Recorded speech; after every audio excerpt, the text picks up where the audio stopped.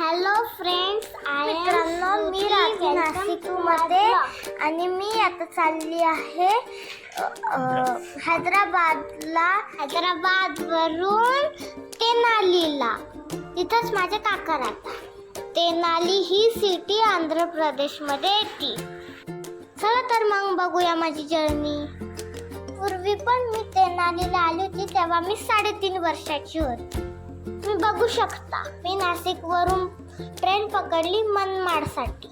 ट्रेनमध्ये एसी असल्यामुळे मी पांघरून घेतलं, काकूच्या कुशीत झोपली.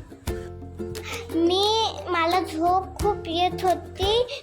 दुसरी ट्रेन आम्हाला पकडायची होती. मी काकांना म्हटली की नाही, एसीचं तिकीट कॅन्सल करून टाका. काकांनी अर्जंटमध्ये कॅन्सल करून टाकलं. अर्लिंगला पोचल्यावर मला खूप जाम भूक लागली. काकून मला फ्रूट सॅलड दिले. पूजा झाल्यानंतर आम्ही ताव मारला पेरूच्या दुकानावर.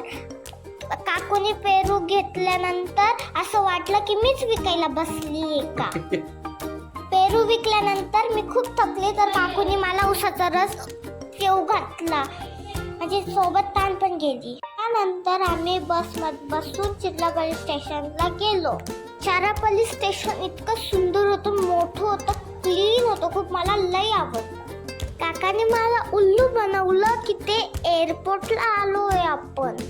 मी एरोप्लेनमध्ये बसायला खूप घाबरते. त्याच्यानंतर मला काकाने खरं सांगितलं. मग आम्ही स्टेशनवर खूप फिरलो. आम्ही दमलो, पाण्याची बॉटल घेतली आणि मला वाटलं की तो ज्यूसच आहे का. तिथं पण मी उल्लूच बनून गेले. काकू सोबत प्लॅटफॉर्मवर गप्पा गोष्टी करत गेले. त्यानंतर काका सोबत पण हसत खेळत मस्ती करत चाललो. खूप सारे मी काका सोबत फोटो काढले. मी कधी एअरपोर्ट पाहिलं नाही, पण काका म्हटले एअरपोर्ट असंच असतं. मग मला काका रेल्वे स्टेशनचा व्ह्यू दाखवत होते. मग आम्ही पुढे गेल्यावर काकूने मला एक मोठासा हात दाखवला. मी बघितलं तर चकित झालं, टकमक बघतच राहिली. मग मी त्याच्या पुढे फोटो काढले त्याच्यासारखे. त्यानंतर काकू सोबत मस्ती करत खूप सारे फोटो काढले.